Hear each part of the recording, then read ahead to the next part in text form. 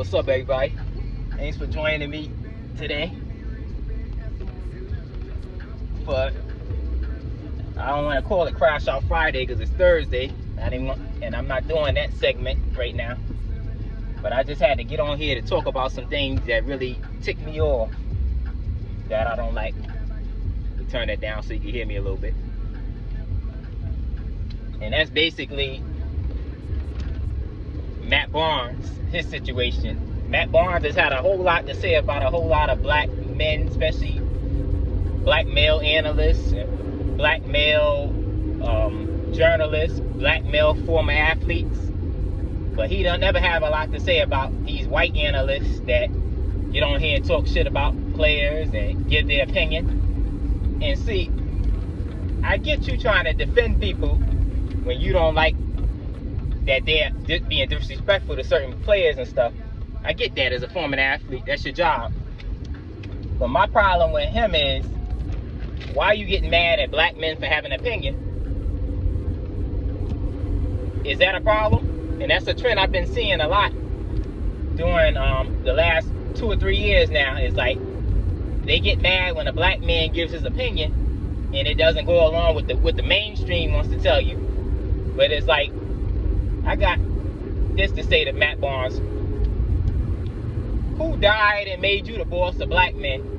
Who died and made you the overseer of black men? We don't have to listen to you. We don't have to go along to get along. We can do what the hell we want to do. Talk about what the hell we want to talk about. And I don't like how he was going off on Stephen A. Smith because of his opinion about LeBron. I may not disagree with what Stephen A. said about the LeBron situation, what he said about Memphis and the Memphis hotels and them having a team in Memphis.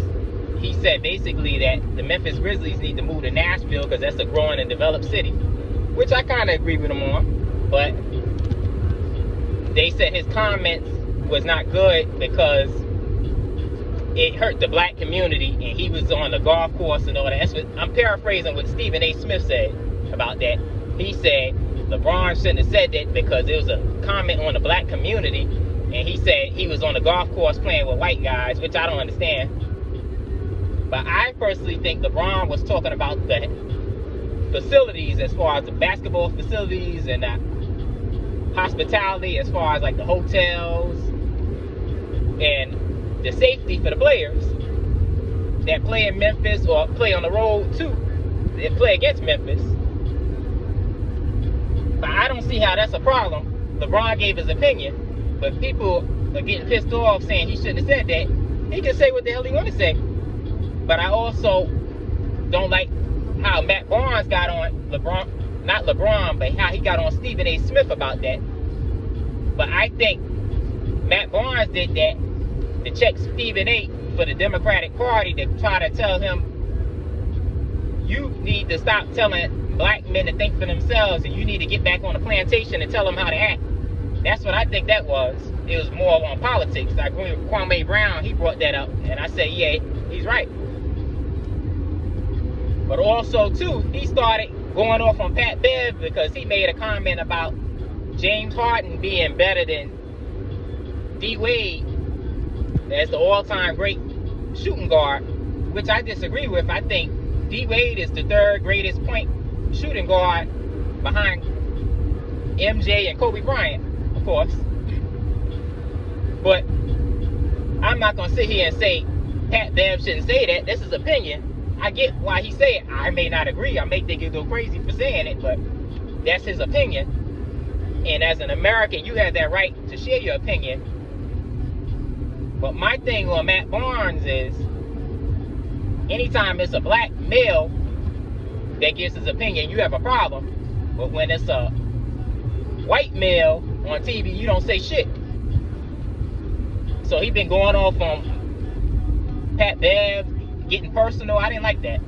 That was disrespectful. And start talking about his game and saying this and that. But I'm like, how are you going to talk about his game and you're a role player? And Pat Bev pointed out that you played, correct me if I'm wrong, he said around 200 or 300 more games than him, and you have the same stats as him. And I'm like, make that make sense. So it's basically like the pot calling the kettle black, and then he started talking shit about Pat Bev losing his show because of the whole indictment with the NBA and the gambling and all that.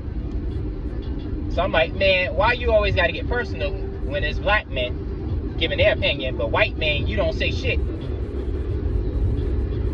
Because you doing what you get paid to do. Listen to Master, keep black men on the Democratic plantation.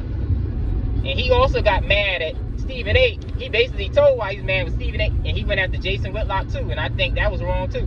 Jason Whitlock had a crazy comeback on him. You gotta watch that. It was funny. And I think it was point accurate too. But on point. But back to Matt Barnes. He said he didn't like how Stephen A. Smith talked about Jasmine Crockett. And all he did was constructively criticize her. He didn't say anything wrong that wasn't true.